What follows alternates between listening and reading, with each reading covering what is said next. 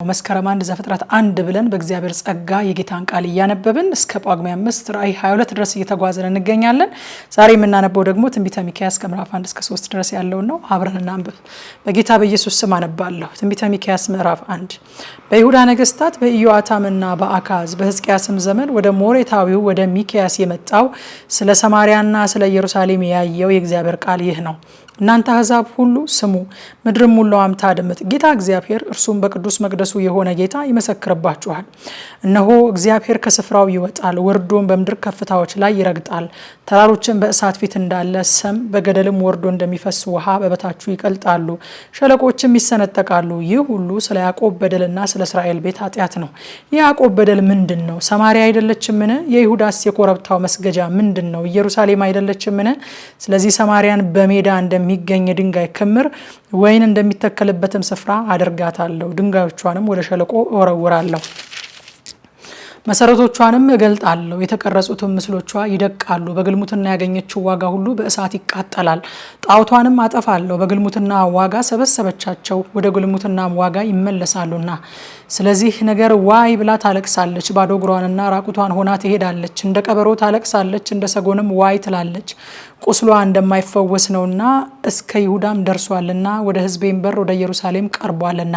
በጌት ላይ አታውሩ፣ በአኮ ላይ እምባን አታድርጉ። በቤት አፍራ በትቢያ ላይ ተንከባለሉ። በሻፊር የምትቀመጪ ሆይ በራቁትነትሽና በእፍረትሽ እለፊ። በጸዓናን የምትቀመጠው አልወጣችም። የቤት ኤጼል ልቅሶ ከእናንተ ዘንድ መኖሪያውን ይወስዳል። ክፉ ነገር ከእግዚአብሔር ዘንድ እስከ ኢየሩሳሌም በር ድረስ ወርዷልና። በማሮት የምትቀመጠውን በጎነትን ትጠባበቃለች። በለኪሶ የምትቀመጪ ሆይ ሰረገላውን ለፈረስ ሰሪ። እርሷ ለጽዮን ሴት ልጅ ኃጢአት መጀመሪያ ነበረች፣ የእስራኤል በደል በአንቺ ዘንድ ተገኝቷልና። ስለዚህ ትሎት ለሞሬሽ ትጌት ትሰጫለሽ። የአክዓዚብ ቤቶች ለእስራኤል ነገስታት አታላይ ይሆናሉ። በመሪሳ የምትቀመጪ ሆይ ወራሽ አመጣብሻለሁ። የእስራኤል ክብር ወደ አዶላም ይመጣል። ተማርከው ካንቺ ዘንድ ወጥተዋልና ስለ ተድላሽ ልጆች ራስሽን ንጪ፣ ጠጉርሽን ተቆረጪ፣ ቡሃነትሽንም እንደ ንስር አስፊ። ምዕራፍ 2 በመኝታቸው ላይ በደልን ለሚያስቡ ክፋትንም ለሚያደርጉ ወዮላቸው። ኃይል በእጃቸው ነውና ሲነጋ ይፈጽሙታል። በእርሻው ላይ ይመኛሉ፣ በግዴታም ይይዙታል። በቤቶችም ላይ ይመኛሉ፣ ይወስዷቸውማል። ሰውንና ቤቱን፣ ሰውንና ርስቱን ይነጥቃሉ። ስለዚህ እግዚአብሔር እንዲህ ይላል፣ እነሆ በዚህ ወገን ላይ በክፉ አስባለሁ፣ ከዚያም አንገታችሁን አታነሱም። ዘመኑም ክፉ ነውና ቀጥ ብላችሁ አትሄዱም። በዚያም ቀን በምሳሌ ይመስሉባችኋል፣ በጽኑ ልቅሶም ያለቅሱላችኋል። እነርሱም ፈጽመን ጠፍተናል፣ የሕዝቤን እድል ፈንታ ይሰፍራል፣ እርሱንም የሚከለክል የለም፣ እርሻችንን ለአመፀኞች ይከፍላል ይላሉ። ስለዚህ በእግዚአብሔር ጉባኤ መካከል በዕጣ ገመድ የሚጥል አይኖርህም። ትንቢት አትናገሩ ብለው ይናገራሉ፣ በእነዚህ ላይ ትንቢት አይናገሩም። ስድብም አይርቅም። የያዕቆብ ቤት የተባልክ ሆይ በውኑ የእግዚአብሔር መንፈስ የማይታገስ ነውን? ወይስ ስራው እንደዚህች ናትን?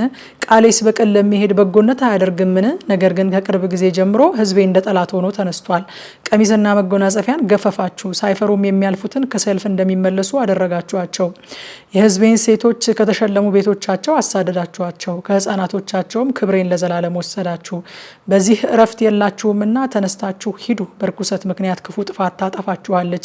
ነፋስንም ተከትሎ ስለ ወይን ጠጅና ስለ ስካር ትንቢት እናገርልሃለሁ ብሎ ሐሰትን የሚናገር ሰው ቢኖር እርሱ ለዚህ ሕዝብ ነቢይ ይሆናል። ያዕቆብ ሆይ ሁለንተናህን ፈጽሞ እሰበስባለሁ፣ እስራኤልንም ቅሬታ ፈጽሞ አከማቻለሁ። እንደ ባሶራ በጎችና እንደ መንጋ በማሰማሪያቸው ውስጥ በአንድነት አኖራቸዋለሁ። ከሰው ብዛት የተነሳ ድምፃቸውን ያሰማሉ። ሰባሪው በፊታቸው ወጥቷል፣ እነርሱም ሰብረው ወደ በሩ አልፈዋል። በእርሱም በኩል ወጥተዋል፣ ንጉሳቸውን በፊታቸው አልፏል። እግዚአብሔር በራሳቸው ላይ ነው። ምዕራፍ 3 እንዲህም አልኩ፣ የያዕቆብ አለቆችና የእስራኤል ቤት ገዦች ሆይ እባካችሁ ስሙኝ፣ ፍርድን ታውቁ ዘንድ አይገባችሁምን? መልካሙን ጠልታችኋል፣ ክፉውንም ወዳችኋል። ቁርበታችሁን ገፈፋችኋቸው፣ ስጋቸውንም ከአጥንታቸው ለያይታችኋል። የሕዝቤን ስጋ በልታችኋል፣ ቁርበታቸውንም ገፋችኋል፣ አጥንታቸውንም ሰብራችኋል። ለአፍላል እንደሚሆን ስጋ ለድስትም እንደሚሆን ሙዳ ቆራረጣችኋቸው። የዛን ጊዜ ወደ እግዚአብሔር ይጮሃሉ፣ እርሱም አይሰማቸውም፣ ስራቸውም ክፉ አድርገዋልና በዚያን ጊዜ ፊቱን ከእነርሱ ይሰውራል። እግዚአብሔር ሕዝቤን ስለሚያስቱ ነቢያት እንዲህ ይላል፣ በጥርሳቸው ሲነክሱ በሰላም ይሰብካሉ፣ በአፋቸው ግን አንዳች በማይሰጥ ሰው ላይ ሰልፍን ያስቡበታል። ስለዚህ ሌሊት ይሆንባችኋል እንጂ ራእይ አይሆንላችሁም፣ ጨለማም ይሆንባችኋል እንጂ አታሟርቱም። ፀሐይም በነቢያት ላይ ትገባለች፣ ቀኑም ይጠቁርባቸዋል። ከእግዚአብሔር ዘንድ መልስ የለምና ባለራእዮቹ ያፍራሉ፣ ሟርተኞችም ይዋረዳሉ። ሁሉም ከንፈራቸውን ይሸፍናሉ። እኔ ግን በደሉን ለያዕቆብ ኃጢአቱንም ለእስራኤል እነግር ዘንድ በእግዚአብሔር መንፈስ ኃይልንና ፍርድን ብርታትንም ተሞልቻለሁ። ፍርድን የምትጠሉ ቅን ነገርን ሁሉ የምታጣምሙ እናንተ የያዕቆብ ቤት አለቆችና የእስራኤል ቤት ገዦች ሆይ እባካችሁ ይህንን ስሙ። ጽዮንን በደም ኢየሩሳሌምን በኃጢአት ይሰራሉ። አለቆቿ በጉቦ ይፈርዳሉ፣ ካህናቶቿን በዋጋ ያስተምራሉ፣ ነቢያቶቿን በገንዘብ ያሟርታሉ። ከዚህም ጋር እግዚአብሔር በመካከላችን አይደለምን? ክፉ ነገር ምንም አይመጣብንም እያሉ በእግዚአብሔር ይታመናሉ። ስለዚህ በእናንተ ምክንያት ጽዮን እንደ እርሻ ትታረሳለች፣ ኢየሩሳሌም የድንጋይ ክምር ትሆናለች፣ የቤቱም ተራራ እንደ ዱር ከፍታ ይሆናል ይላል። ማታ 3 ሰዓት ላይ በኢትዮጵያ ሰዓት አቆጣጠር ሁልጊዜ እንደምናደርገው የእግዚአብሔርን ቃል በጥልቀት ስለምናጠና በቲክቶክ እና የቴሌግራም ገጻችን የቀጥታ ስርጭት ኑና አብራችሁን አጥኑ።